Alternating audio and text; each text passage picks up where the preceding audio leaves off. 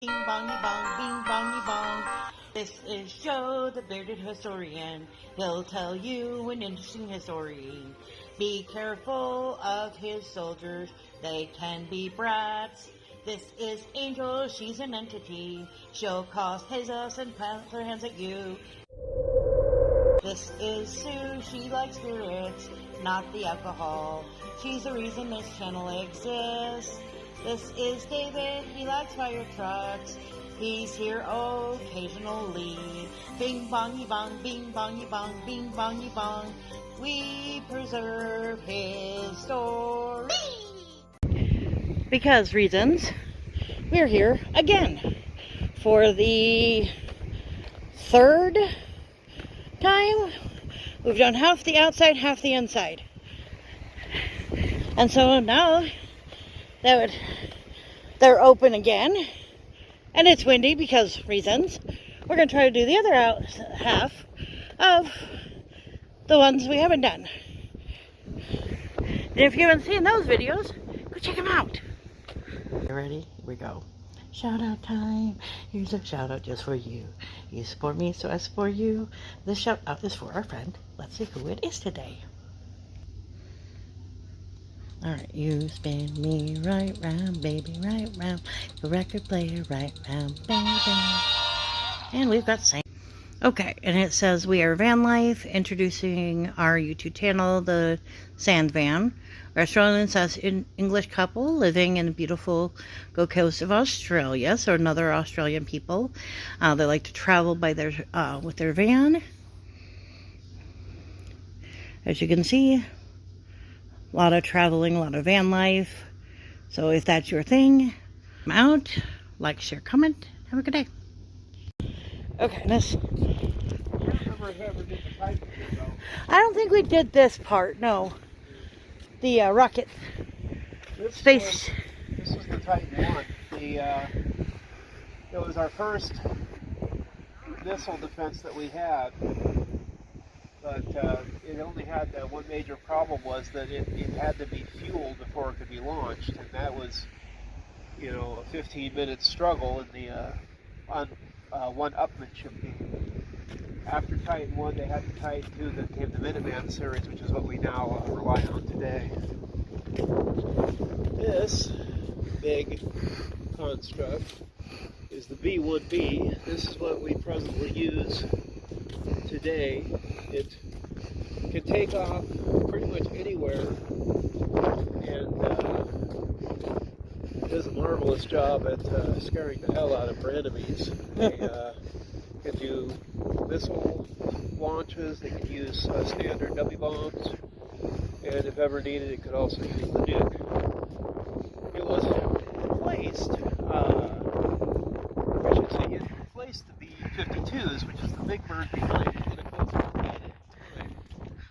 But the B-1, it was, originally the regular B-1 came out, and then it was scrapped for the B-1B. They decided that they could make some technological upgrades to the plane before they actually started building them in full scale. I think I remember us doing those too.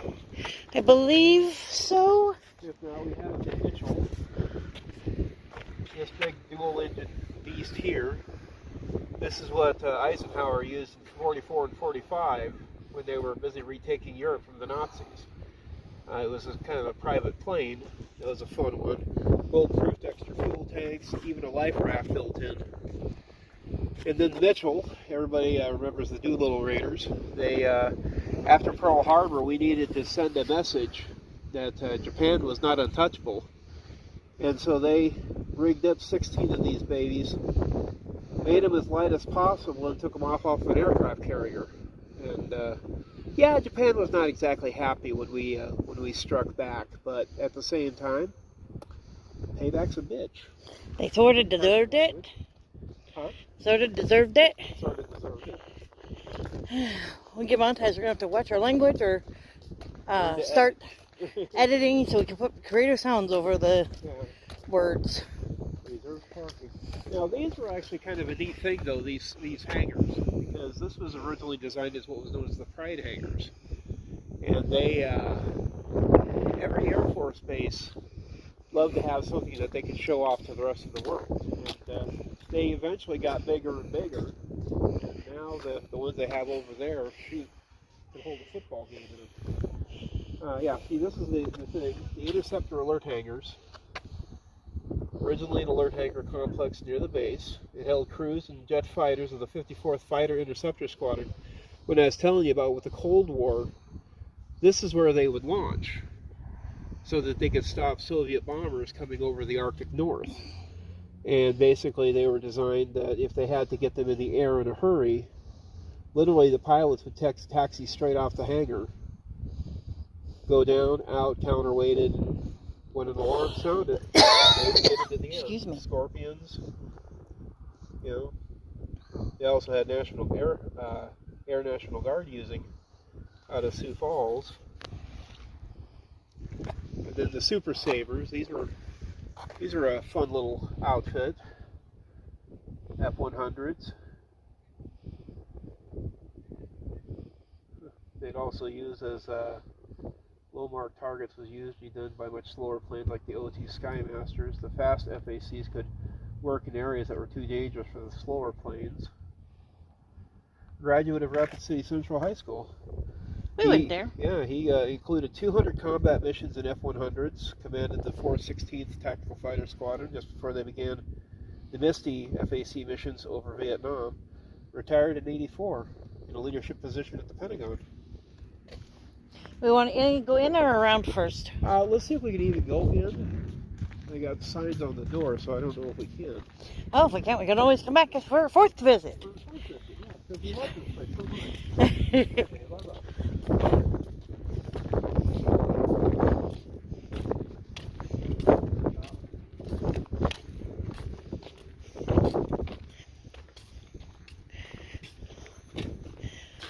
Currently closed. Indoor galleries are currently closed to the public for interior renovations. Ah, so they're doing something. Yep.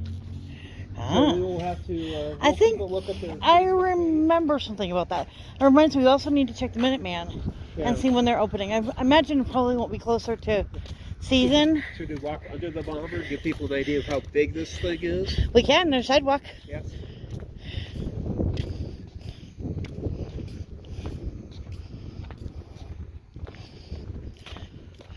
There was one postcard I remember seeing one time that they talked about how many bombs we dropped in World War II versus how much ordnance one of these things could drop. Uh-huh. Or, you know, Big Bird, as I used to call it, the B-52s. And it was just crazy. The amount of ordnance that some of these things could hold.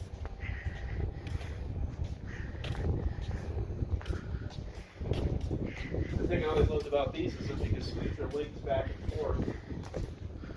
You kick the afterburners, and these things just get out of there.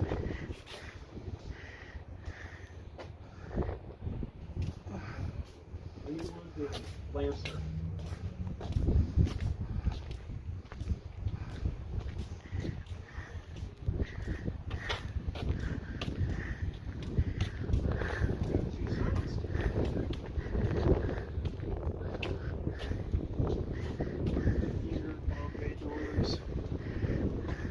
Carried a lot of weight when it needed to.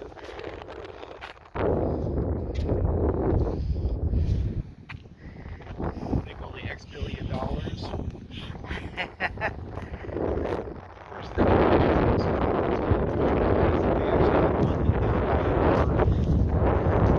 Sucked it in through one of the engines. Birds are dangerous. There was a joke after that that Saddam Hussein's army did Iraq and North with guns.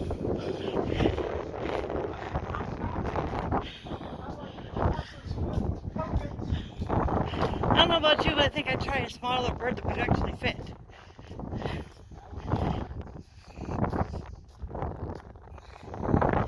That is just me.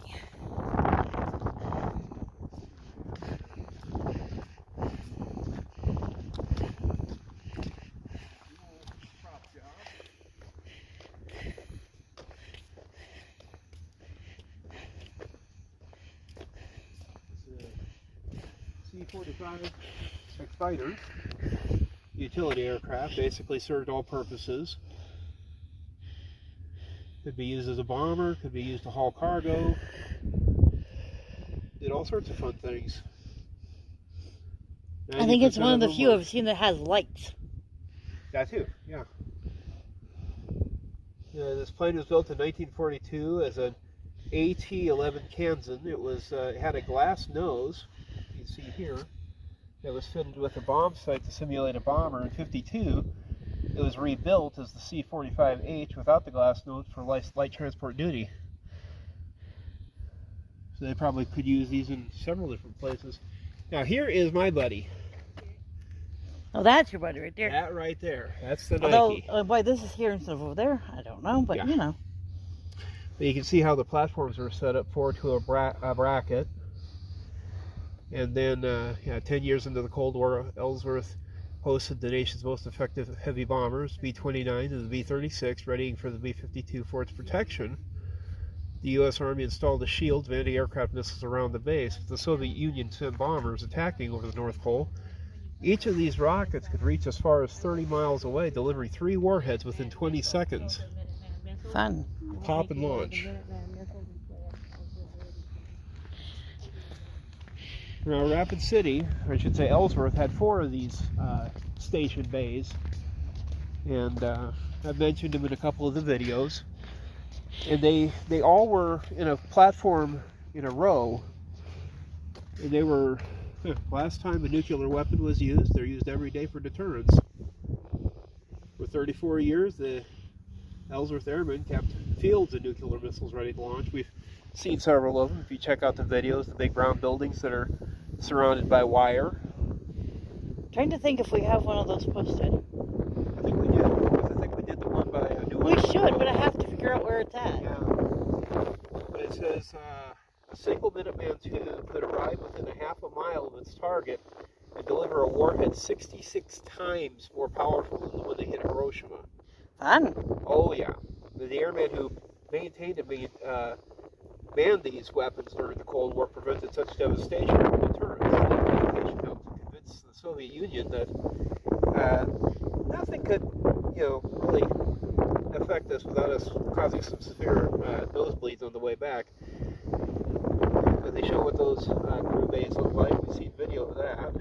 Yep. That ought to be. This is one where they were testing out of Vandenberg, and of course they also had them on subs. So we had them in 3 different ways as needed. The 44th missile wing, sadly no longer in effect. But you can see the map where they are all located, which is kind of a wild picture. And no matter the weather, they were out there working. But that's your big baby right there. That's a Minuteman II.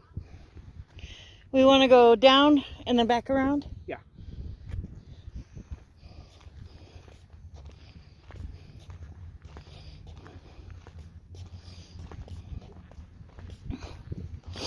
But yeah, if I remember right, they usually had the Minuteman IIs in a bracket of about 3 per launch station, and then the launch stations were scattered all over the Dakotas. Now you have them mostly down in Wyoming by Warren. What they shoot pictures of. Them up in Montana, over by Kalispell and Billings, if I remember right. And they're pretty much the same thing we had already, but all ours were blown and graded, except for 1 or 2 that are museum pieces now. And those are just the silos. The missiles have been pulled, obviously. Look, snow. Still. There's snow over here too. Snow. Do we want to go to the far one and then come back? The snow's kind of in the way. Yeah, we can sneak around it. Oh, that big baby. This is the buffalo, guys. Big, ugly fellow. Wow.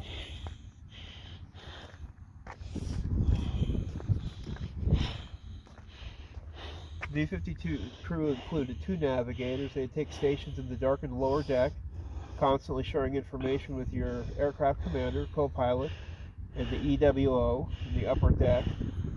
Navigator calculates the route and precise timing of the mission. Radar navigator actually handles the weapon targeting. When I was a kid, back with dinosaurs, you have to light, rub sticks together to make fire. These things would actually pass over Garfield School. And even then, it was just amazing that something that big would get airborne. And I guess when they'd actually launch, when they would take off, the wings would vibrate and look like they were flapping. They never passed an aerial test, because by theory, they shouldn't even be able to fly. But they were big, 8 inches, had ungodly amount of bomb loads, and I mean they're still used to this day. If we have to shake somebody up over in the Middle East, we get a couple of these over at one of the bases in the Indian Ocean. They can flight through, kick out all the weight in the world. We'll walk back underneath this thing. Oh yeah, I'm just catching pieces of the wing and parts that we're walking under, since we're, walking underneath it. This was depending on how far they had to go in the world. Most of these boats survived. That's where they got that. Wow. My brother actually had a model of one of those things. It was big. It was about 2.5 feet wide from wingtip to wingtip.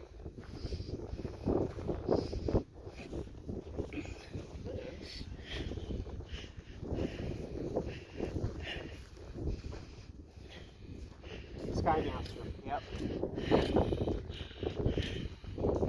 Candy bomber!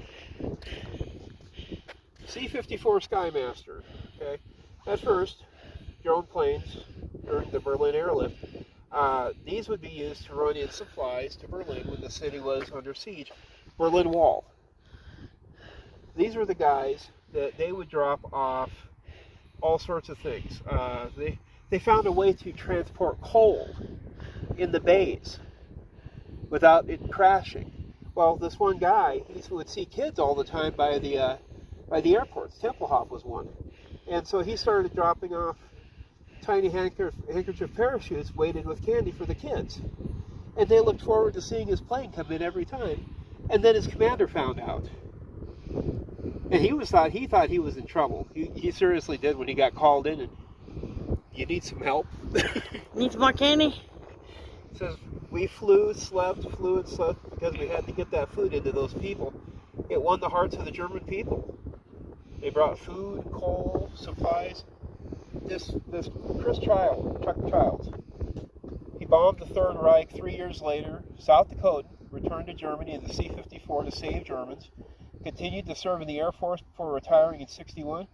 7 air medals and the Distinguished Flying Cross twice. Heck of a pilot. Here's another guy, the C-54 pilot Gail Haverson, starting the Candy Airlift as well with donated suites. Dropped an estimated 250,000 parachutes. That's a lot of candy. That's a lot of candy. And there's Halverson at the 2016 rededication of Germany's memorial for the airlift.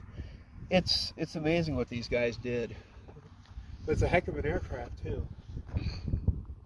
They came up with some real creative ways to help people.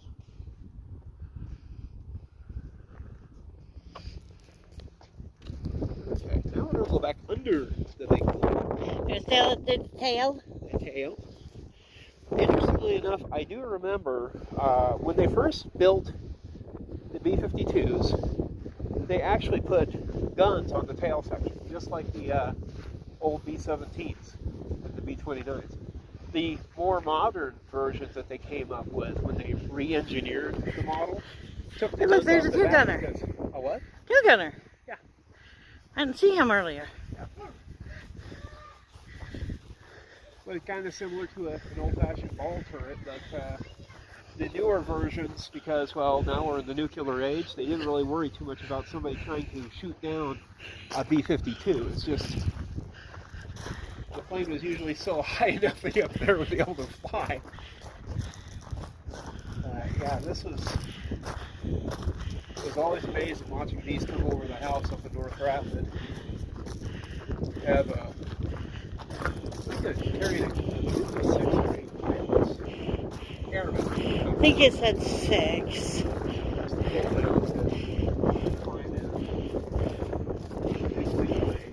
Oh, look, duct tape. No, just kidding. It's a. It looks like duct tape, but it's actually just kind of a wiring. It's not very secure.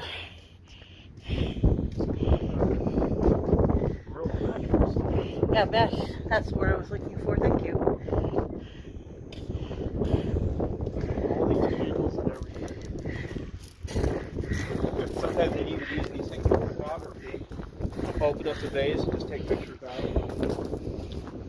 They have these brackets here that they would strap ordnance from. This one's still got the things for 3 bombs. And so not only would you have it on the wheel, not on the wingtips. Wouldn't it be 4 because there were bag. 2 on this side and 2 on that side? Or am I not counting right? Well, in one bracket. Well, actually, depending if you went long or.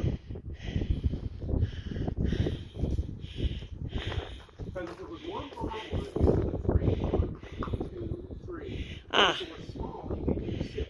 Gotcha. So 6 plus 6 is 12 on just that one pylon. Gotcha. And then you have all the ones in the bomb bay. Well, you also have the other side too, because I remember seeing 2 like that on the other side. Oh yeah. So now imagine being underneath that and all that payload let loose at one time. You wouldn't want to be on the ground. I don't know, it could be entertaining. Yeah. We're just modifying the terrain a little bit. Don't worry about that. Natural man-made craters. Want to go do some target practice?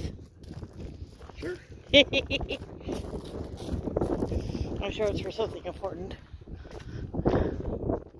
Field Representative Ellsworth Pass, the Iron Park would need 2 more planes, a Flying Fortress, and a P-36 Peacemaker.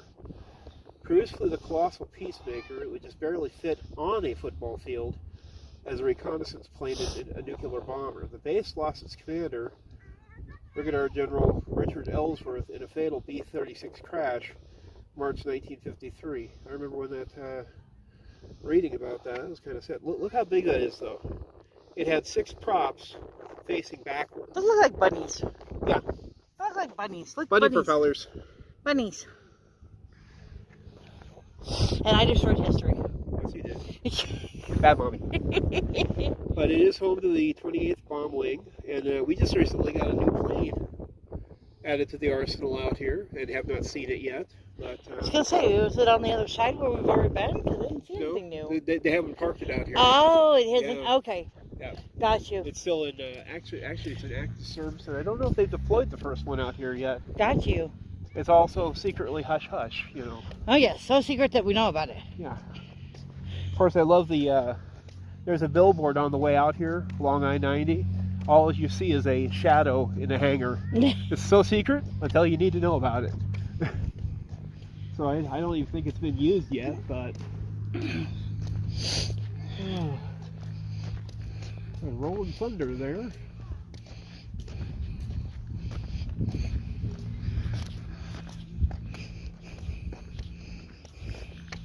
That one almost looks like a TIE fighter or an X-Wing. Yeah. Almost. Actually, it reminds me of the cockpit of the Millennium Falcon. Yeah, that too, kind of. Yeah. In fact, history point, when they were designing the movie, that's where he got his inspiration, was the B-29. So we have this one here.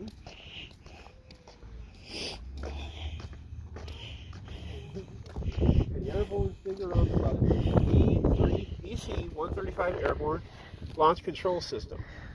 Basically, this was designed, for those of you who want to study a little bit, look up something called Operation Looking Glass. What Operation Looking Glass was, for a simpler way to put it, is that they would launch one of these from either Ellsworth or Offutt basically every other day. And their idea was that if there was ever a nuclear war, this was the airborne command post that would give the order to dispatch our own missiles. So even if headquarters in DC was knocked out, these guys would give the go-ahead to return fire. Thankfully, there never was a need to turn the keys. So it served its purpose, though, just like we were talking, nuclear deterrence. It's mad. If they fired at us, we'd be sure to be able to fire back to them. And neither side wanted to pay that price, thankfully. So, pumping fuel at 300 miles per hour. Before it was converted to missile launch, the plane served as Ellsworth's B-52s as a flying gas station. Tankers from the 28th Air Refueling Squadron met bombers in midair, connected through the tail boom, and filled the bombers' tankers. All I can tell you is you've got to be very, very skilled at playing connect dots. Yeah, here's a picture of them doing it with a B-52 in the air. Yeah, it's talent that not many people have. There's a benchy bench. Yeah. Sit right under the wing. Actually, there's a... Yeah, there's a benchy bench. 4th Airborne. Air Control Squadron. Until October 1992, the year I graduated. Dedicated to the flight crews, ground crews, communication crews, maintainers, ALCS missile crews, and the battle staff. That's kind of cool. What do you found? Vroom! Are you impressed? If we truly wanted to impress them, we should time it sometime when they're having a plane, like the B-1B, take off and go over the old McDonald's location. We used to have a McDonald's that was located exactly along the flight line, and every 45 minutes, yeah, it literally would shake the building. And then, when they tried to close down the base because, the Democrats were idiots. Save the money! They forced the McDonald's to move out by Elkvale Road. The Pizza Hut closed. It's now over there. The Big Steep. This is one of my favorite planes right here. This is the B-29 Super Fortress. This is kind of an interesting plane on a couple of facts, because first of all, it was the first plane to drop a nuclear weapon. They dropped 2 of them, Hiroshima and Nagasaki in 1945, but it also carried out numerous bomb raids in Germany in trying to stop Hitler's war machine, was very effective at that. Interestingly enough, we also had a problem because several of them were, they had to land over in Russia. And for some reason, the Soviets wouldn't let us have the bombers back. What? They reverse engineered the planes. That's what they now known as the Bears. But for what purpose they had over here, the B-29 was a useful ordnance deterrent and served us faithfully for years. Lots of payload, that's for certain. 10 50 caliber machine guns, 20 millimeter cannon in the tail, 20,000 pounds of bombs. Had a crew of 10. Okay, and interestingly enough, the bombardment group deployed their B-29s to England. They were from that range within striking distance of Moscow. Carried no nukes at that time, but could the Soviet spies be sure of that? No way to tell. But it was a potent weapon, ensuring the Berlin blockade ended peacefully. Very peacefully. Yep. But anyway, folks, this was our tour of the outside facilities. Like we mentioned before, that they're renovating the interior part, which we'll have to check out as soon as we get the high sign. But this is the museum, the outdoor museum. If you guys get a chance to come out to Rapid City, check out the Ellsworth Air and Space Museum. We enjoy it when we get out here. Just watch out for the ghosts. They do get a little noisy from time to time. Especially inside. Yeah. All right.